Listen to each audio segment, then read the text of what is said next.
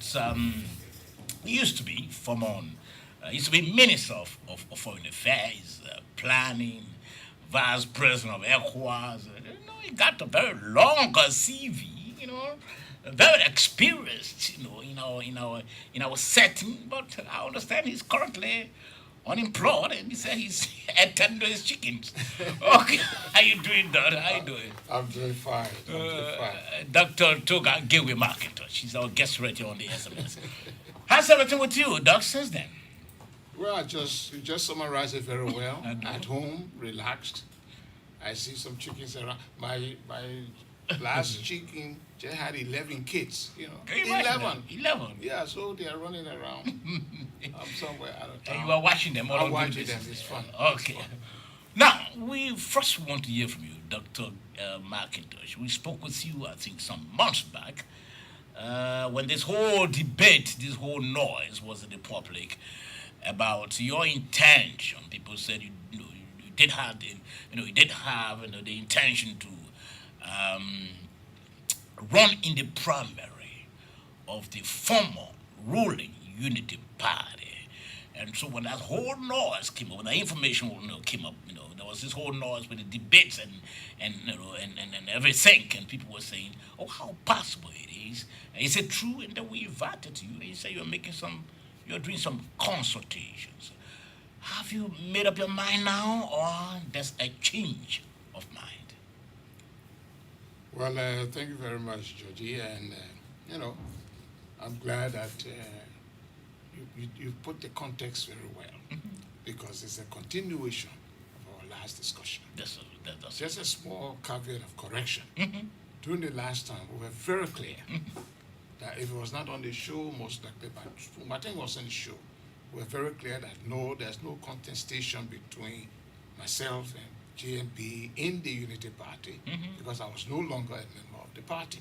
So that part didn't we just wanted that small correction. Okay. Now, when we parted company, I said three things. That was a real conclusion on the question you just raised. I said, look, I'm going to be holding consultations. Then the consultations will move into, first I will toy the idea of myself, like putting it together, toy with the idea, then hold consultations, and then analyze. That's how I concluded that day. And then I say at the appropriate time, then of course I will come. Now your question is, where are we now? Where are we now? Whether you've done all the consultations you told with yourself, sufficiently. Well, frankly speaking, we are at the place, I keep saying, the consultations have ended. Definitely. I've consulted family members. Okay. I've consulted friends at home and abroad, Liberians and non-Liberians. I have consulted political activists or critical ones, selected ones. And the consultations have concluded. And if you remember, I did mention that political activities had different shades. When I made when I made a statement that I would be active, I said there were 6 possibilities. I just for the refresher, those who didn't hear at that time. And I said the one was you can go and act in the spheres of running to be the president of this country. Okay. You could go and run to be the vice president of this country. You could run to be a senator. You could run to be a legislature. You could even support somebody. Or you just be a senior citizen making your observations on the electoral process. And these are all participation within the process. Now I have held the consultations around those areas. Consultations have concluded. That takes me to the very last point before the mouth opens. It takes it to the very last point. Because you see, when you consult, you compile inputs. And let me be thankful in this public matter to all those who have helped me to formulate my ideas and formulate my decision. Then when you all those you consulted with. Yes. Okay. So I'm using this public to thank them. Okay. And they will still be consulted as we go along the process. But what has happened is when you consult and you had this long list of 6 things, 6 things that I mentioned, you consult around them, and then you synthesize. So I have gotten to the place where the list is now narrowed down to 3 areas of those 6. And when you get those 3 areas, you move that's a short list. Then you move into the analysis part of it. Of those 3 areas. Of those 3 areas. You look at the pros, you look at the cons, you look at the implications, you look at resource, all sorts of things. Availability. You got to look out of that. You got to also go back in the bush and talk to your bush people and all that kind of stuff. So basically, we're at the analysis stage of the 3 possible areas of participation. From where I sit, I think within the next 2 weeks, that is before July is over, the spoon will reach to the mouth.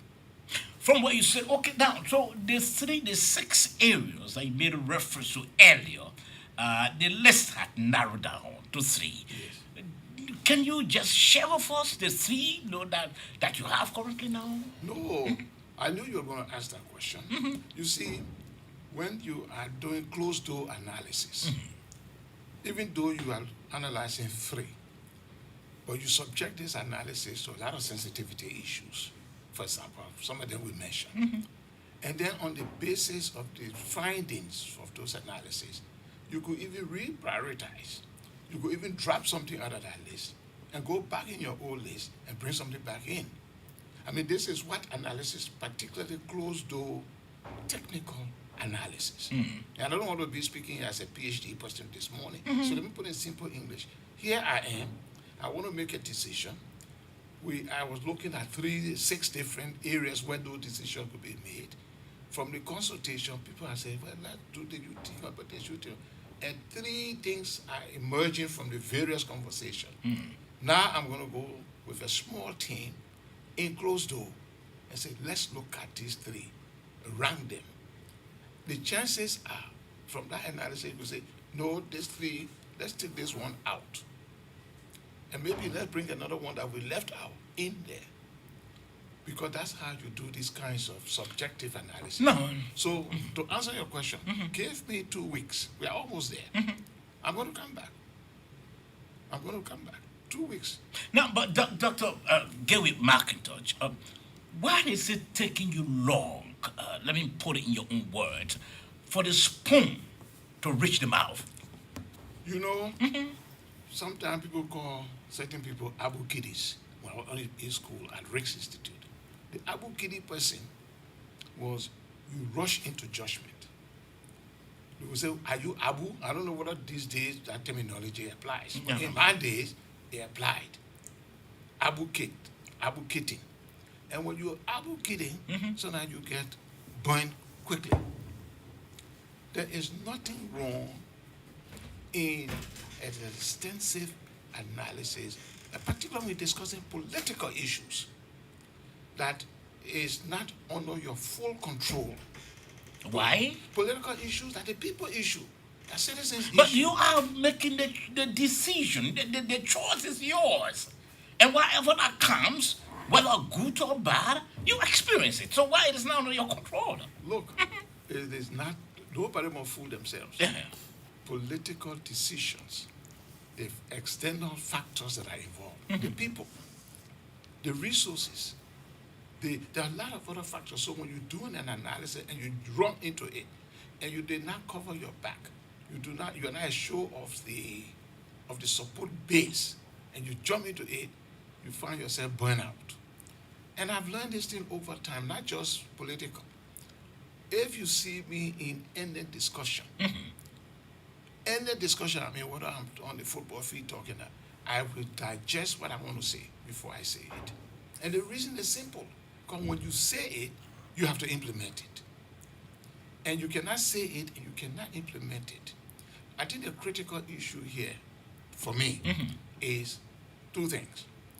From our consultations, majority of them, in fact all of them, support the idea I must be actively involved. That's good. Because if you hold this kind of conversation around, a sentence that came out, somebody will say, hey man, talk man, listen here now, just go and sit down. but the consensus that came out, get involved. Then I said, all right, people can get involved 1, 2, 3, 4. Then somebody said, you can get involved 1. Somebody said 2. So from that kind of consultations, the vehicle you go through, there's all that you have to consult. Then you narrow it down to 3. Now those 3, that's when you now really subject them to detailed analysis. The other one was just listing. It has nothing to do with solid analysis. Okay. Solid analysis comes to play if I say, let's say for example, they now come and say, okay, contest to be the vice president. That way you put, go in that direction. Then of course you got to start looking for, vice president, where, with whom, so it takes another dimension of the analysis. So as far as I'm concerned, I think what is important for our people is that they have asked, do not give up. Actively participate. Can you be honest, Dr. Gilbert McIntosh, to inform our listeners that your consultation is extending to, let's say, maybe the political leader of the ANC, or maybe you're still trying to consult with Omar Joseph Boyka to see where you fit? That other one is no longer consultations. I told you consultations have ended. With the consultations ending, each one of those areas got implications. In other words, if we're talking about presidency, then I'll be talking about a vehicle. That it's moved from consultations and is moving into discussions, negotiations. It's not consultations. I'm not consulting you to see whether it's a good idea. I'm now coming to negotiate and discuss and put the cards on the table. So let's paraphrase this way. Yeah. Are you negotiating? That's what I'm saying. I say I'm now at the analytical stage. The analytical stage means you are now dissecting the word negotiation. I use the word negotiate. I use the word discuss. So it's not consultation anymore. Consultation have ended. So I'm now in analysis. And analysis means I'm now talking, because I would take option A, and I say, what is the implication? But if you are in analysis, let's put it this way. Apparently, you are sitting and lonely doing your analysis. No, people? with a team. I have a team. You have a team. Oh yes, I have a company. But let me take you back to doing your consultation. The two see the need during your consultation to include maybe Cummings or to include Joseph Boyka. Were they part of those you consulted? The consultation included political leaders. Okay. Political leaders of various parties, even parties that we're not hearing about much in the news. I've met the executive committees. I've met individuals, the heads themselves. Now, I'm coming from a party. I'm already in a party, so talking with my partisan, talking with my party leadership is all part of it. Yeah. I did talk to them. I talked to people who are also involved in the political thing that I'm not member of their party, but I wanted to know what their thoughts are. Now, in your personal analysis now, Dr. Gilbert McIntosh, it appears that you are looking at a couple of things. One, which is that could be the foremost, the availability of resources. Being a former foreign minister, a former finance minister, vice president of ECOWAS, do you see that as a major hurdle, if at all you make a decision tomorrow that you want to take part in the electoral process? I always told people resources are derived. I call them derived resources. If I want $10 today, and I go to my coconut tree and pick some coconuts from there, and I put it on the market, I put my $10 in my pocket. Derived. If I have set up a framework, my credibility, my associations with people.